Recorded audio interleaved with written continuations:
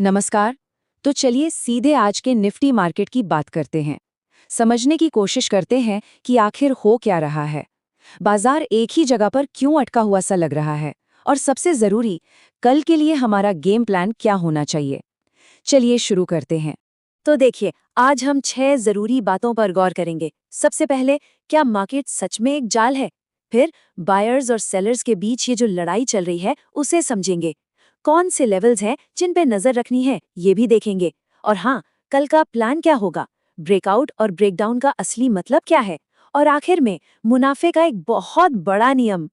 तो सबसे पहले इसी सवाल को लेते हैं, क्या मार्केट एक जाल जैसा बन गया है? देखिए, इस वक्त निफ्टी एक ऐसी जगह पर खड़ा है ना, जहां जरा सी भी गलती बहुत भारी पड़ सकती है।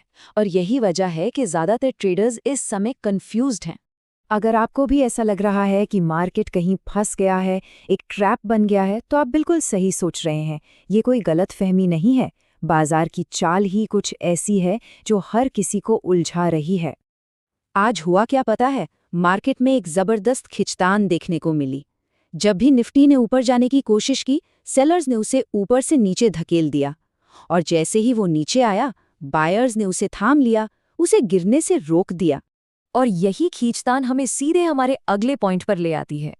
ये जो बायर्स और सेलर्स के बीच की लड़ाई है ना, इसी ने बाजार को एक दायरे में कैद कर रखा है। तो ये रेंज बाउंड मार्केट होता क्या है? बहुत ही आसान भाषा में समझें तो ये एक ऐसा मैदान है जहां बाजार न तो ठीक से ऊपर जा पा रहा है, न ही नीचे। बस एक ऊपर की सीमा और एक नीचे की सीमा के बीच फंस कर रह गया है। कोई साफ डायरेक्शन ही नहीं है। इसे एक रस्साकशी के खेल की तरह सोचिए। एक तरफ खरीदार हैं जो पूरी ताकत से बाजार को ऊपर खींच रहे हैं।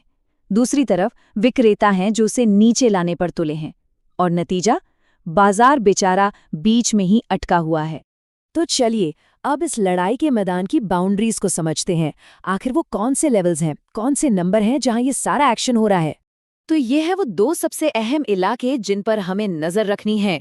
ऊपर की तरफ है 24,220 से 24,290 का लेवल। ये एक मजबूत दीवार की तरह है, सेलर्स का किला है जिसे वो टूटने नहीं दे रहे।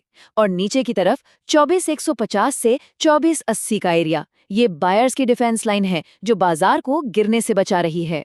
ठीक है, अब जब हमें पूरी सिचुएशन समझ आ गई है, तो सबसे बड़ा सवाल ये है कि कल क्या करें।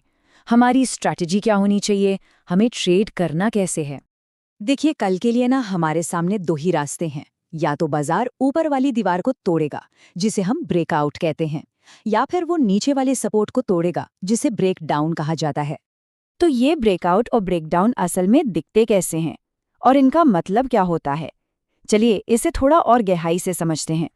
अगर बाजार 2420 के लेवल के ऊपर टिकने में कामयाब हो जाता है, तो उसे हम एक ब्रेकआउट मानेंगे। इससे एक शॉर्ट कवरिंग रैली आ सकती है। मतलब जिन लोगों ने बाजार के गिरने पर दांव लगाया था, उन्हें अपना सौदा काटने के लिए खरीदना पड़ेगा, जिससे बाजार में एक बहुत तेज उछाल आ सकता है। और इसका उल्टा क्या हो सकता है? अगर बाजार 24,150 के जरूरी सपोर्ट लेवल को नीचे की तरफ तोड़ देता है, तो हम एक ब्रेकडाउन देखेंगे। ऐसा होते ही बेचने वालों का दबाव तेजी से बढ़ सकता है और ये बाजार को सीधा 24,080 के अगले सपोर्ट लेवल तक खींचकर ले जा सकता है। अब हम आते हैं आज की बातचीत के सबसे जरूरी हिस्से पर, वो एक सुनहरा नियम जो आपको ऐसे मुश्किल बाजार में नुकसान से बचाएगा। तो सबसे जरूरी बात यह है कि बाजार अभी दिशाहीन है। ये वही ट्रैप जोन है जिसकी हम बात कर रहे थे। यकीन मानिए, इसी जोन में सबसे ज्यादा ट्रेडर्स अपना पैसा गंवाते हैं, क्योंकि वो बिना किसी साफ सिग्नल के ट्रेड में कूद जाते हैं। तो सवाल ये है कि एक समझदार ट्रेडर ऐसी सिचुएशन में क्या करता है? क्या वो अंदाजा लगाता है? नहीं, बिल्कुल नहीं। एक स्मार्ट ट्रेडर सिर्फ 3 सिंपल नियमों को फॉलो करता है। पहला, धैर्य, वो सही मौके का इंतजार करता है। दूसरा, कन्फर्मेशन, वो बाजार को उस रेंज को निर्णायक रूप से तोड़ने का इंतजार करता है। और तीसरा, एक्शन, सिर्फ पक्की कन्फर्मेशन मिलने के बाद ही वो ट्रेड लेता है। इस एक लाइन को हमेशा याद रखिएगा। रेंज में लॉस होता है, ब्रेकआउट में प्रॉफिट होता है। जब बाजार फंसा हुआ हो तो किनारे बैठकर इंतजार करना ही समझदारी है। असली मौका तो तब बनता है जब बाजार उस रेंज से बाहर निकलता है। और आज का सबसे बड़ा सबक यही है, बाजार में सबसे बड़ी गलती अंदाजे पर ट्रेड करना है।